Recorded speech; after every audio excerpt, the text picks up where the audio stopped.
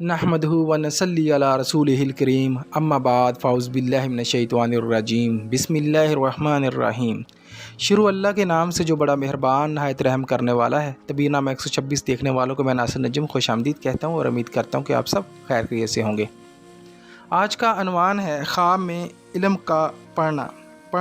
علم کا خواب میں اگر کوئی شخص ایسا خواب دیکھتا ہے تو اس کی کیا تعبیر ہو سکتی ہے، آج اس کے حوالے سے ہم بات کریں گے۔ اس سے پہلے کہ میں اس کے حوالے سے بات کروں، آپ لوگوں سے گزارش ہے کہ میرے چینل کو سبسکرائب کر دیں، ویڈیو کو لائک اور شیئر کر دیں اور بیل آئیکن کو پریس کر دیں۔ میری خواہش ہوتی ہے کہ ویڈیو لمبی نہ ہو اور مختصر سی ویڈیو میں آپ کے مقصد اور آپ کی تعبیر کو بتایا جائے۔ کہتے ہیں کہ اگر کوئی شخص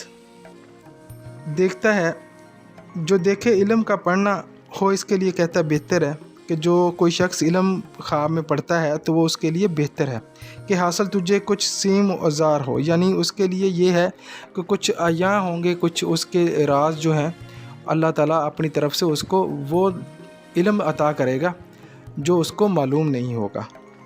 اگر بوقت شام دیکھے یا سحر گاہ دیکھے، اگر وہ رات کو شام کو دیکھتا ہے یا سحر صبح کے وقت دیکھتا ہے تو کہتا ہے کہ اس کے لیے جو تو رفت ہو تجھے حاصل بسد جا، تو اس کا مطلب یہ ہے کہ اس کو جو ہے اس کے مقاصد میں اس کو کامیابی حاصل ہوگی اور وہ جو چاہتا ہے وہ جو اسے ملے گا۔ جو کوئی خواب میں لکھنے کو دیکھے، اگر کوئی خواب میں لکھتا ہے یعنی پڑھنے کے ساتھ ساتھ خواب میں لکھتا ہے تو اس کی کیا تعبیر ہو سکتی ہے کہ وہ کہتا ہے کہ اس کی تعبیر یہ ہے کہ وہ صدقہ دے۔ اگر کوئی خواب میں لکھتا ہے تو اس کے لیے یہ ہے کہ اس کے لیے تھوڑی سی پریشانی ہو سکتی ہے، کوئی غم ہو سکتا ہے، لہٰذا اس کو صدقہ دینا چاہیے۔ اور اس کی ایک اور بھی تعبیر ہو سکتی ہے کہ جو خواب میں لکھتا ہے ہو سکتا ہے کہ وہ جو ہے کوئی اتنے بڑے عہدے پر ہو